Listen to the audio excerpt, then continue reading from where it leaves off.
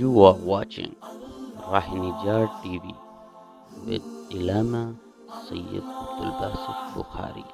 اگر ان ناموں میں جناب حضرت بلال حبشی رضی اللہ تعالیٰ عنہ کا ذکر نہ کروں تو پھر تقریر بھی مکمل نہیں ہوگی کہ ظلم و ستم بھی حضرت بلال حبشی پر بھی گرائے گئے۔ بلال حبشی بھی امیہ بن خلف کے غلام تھے، اور اس سے پہلے بھی یہ ایک اور بندے کے غلام تھے۔ اس نے یہ کہا کہ میرے پاس ٹائم نہیں ہوتا بلال کو مارنے کا، امیہ تم میرے سے خرید لو تو تم اسے مارا کرو۔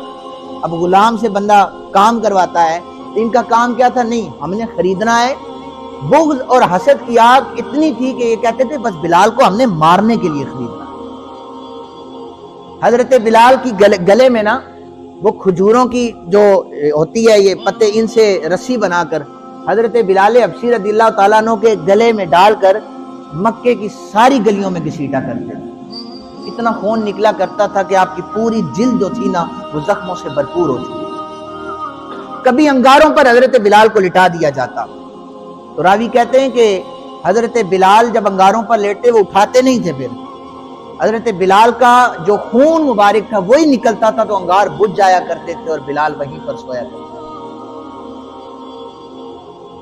جب گرمیوں کا موسم آتا، سورج اپنی تپش برسا رہا ہوتا تھا، حضرت بلال کو تپتی ریت پر لٹایا جاتا اور ان کے پیٹ مبارک پر ایک سل رکھ دی جاتی تھی تاکہ اونچی آواز سے شور بھی نہ کر سکے۔ پھر بھی جا کر امیہ کہتا تھا بلال اب بھی تیرے پاس وقت ہے، مان لے کہ تو لات و عزا کی قسم کھاتا ہے، ان کا کلمہ پڑھے گا، انہیں مانے گا۔ حضرت بلال کی زبان پر ایک ہی جملہ تھا، قل هو اللہ احد۔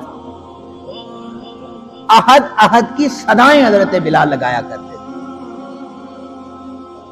حضرت بلال سے کسی نے پوچھا نا کہ بلال آپ کیسے اسلام سے متاثر ہو گئے ہیں، آپ کیسے اسلام کی طرف آئے؟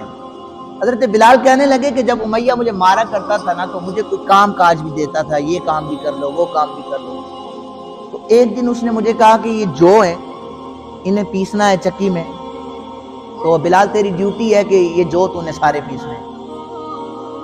حضرت بلال کہتے ہیں مجھے بہت زیادہ بخار آیا ہوا تھا، اس بہت تیز بخار تھا، تو میں چکی چلانے لگا تو درد اور تکلیف کی وجہ سے نا مجھے نیند آ گئی، میں نے کمبل اوڑھا اور میں سو گیا۔ امیہ نے دیکھا کہ بلال سو رہا، اس نے اگر کمبل بھی لے لیا، اس نے کہا آج کے بعد یہاں کمرے میں تو چکی نہیں چلائے گا اور یہاں پر دانے نہیں پیسے گا، تو باہر دھوپ میں بیٹھے گا، سردی ہو یا گرمی ہو وہاں پر تو نے کام کرنا ہے۔ حضرت بلال کہتے ہیں میں متاثر کیسے ہوا اسلام سے؟ دیکھیں سے تلوار کے زور پر یا بدماشی کے زور پر اسلام نہیں پھیلا ہوا۔ بندہ یہ کہے کہ آپ اس طرح کر لیں اس طرح کر لیں، نہیں، اسلام رسول اللہ صلی اللہ علیہ وسلم کے اخلاق پر پھیلا ہے۔ آقا کریم صلی اللہ علیہ وآلہ وسلم نے فرمایا کہ اگر تم چاہتے ہو نا کہ قیامت میں میرا قرب تمہیں عطا ہو جائے، اپنے اخلاق کو بہتر کرو، میں اپنا قرب تمہیں عطا کر دوں۔ ہم بولتے نہیں ہیں، ہم لوگوں کو منہ سے پتھر مار رہے ہوتے ہیں، ہماری زبان سے ہمارا مسلمان بھائی محفوظ نہیں ہے، کلمے کا حق نہیں ادا ہو رہا۔ حضرت بلال کہتے ہیں میں متاثر کیوں ہوں، میں بتاتا ہوں۔ کہتے بخار تیز تھا تو میں پھر جب چکی چلا رہا تھا، سردیوں کا موسم تھا، اچانک نہ ایک شخص میرے سامنے آیا، بڑی نورانی صورت والا تھا، مجھے آ کر کے کہنے لگا نوجوان تمہیں تو بہت بخار ہے، تم تکلیف میں ہو، تھوڑا آرام کر لو۔ تو میں نے کہا کہ غموں اور دکھوں کا مداوع تو سارے کرتے ہیں، سارے پوچھتے ہیں، لیکن غموں کو دور کوئی نہیں کرتا، تم بھی ان لوگوں میں سے ہو، آ کر پوچھ کے چلے جاؤ گے۔ تو یہی ہوا کہ وہ نورانی صورت والے جو ہستی حضرت بلال سے یہ پوچھنے آئی تھی، وہ واپس جو ہی چلے نا، حضرت بلال ہنسنے لگے، کہنے لگے کہ میں نے کہا تھا نا میرا حال پوچھ کر واپس چلے جاؤ گے، تمہیں کیا غرض ہے ایک غلام۔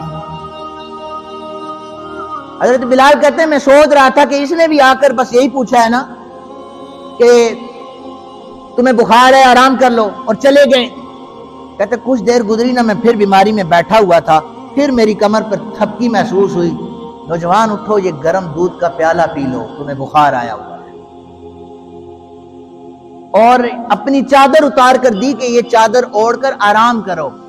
حضرت بلال کہتے ہیں میں نے نا اس نورانی صورت والے جو بزرگ تھے ہستی سے، ان سے میں نے کہا، حضرت بلال تو نہیں جانتے تھے کون ہے، تو میں نے ان سے عرض کی کہ آپ کو پتہ ہے میرا آقا کتنا سخت ہے، بہت مارتا ہے مجھے، اور اس نے تو چادریں بھی مجھ سے لے لی ہیں، تو چکی کون چلائے گا اگر میں دودھ پی کے سو جاؤں؟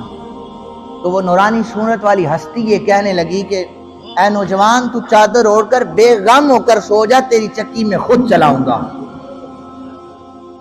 چشم فلک یہ نظارہ دیکھ رہی تھی کہ غلام عرب میں جس کی کوئی حیثیت نہیں، اور انہیں کوئی جانوروں کے برابر بھی اور غلاموں کے کوئی حقوق نہیں ہوا کرتے تھے، کہ وہ نورانی صورت والی ہستی جو تھی وہ آ کر چکی چلاتی تھی اور حضرت بلال آرام کیا کرتے تھے۔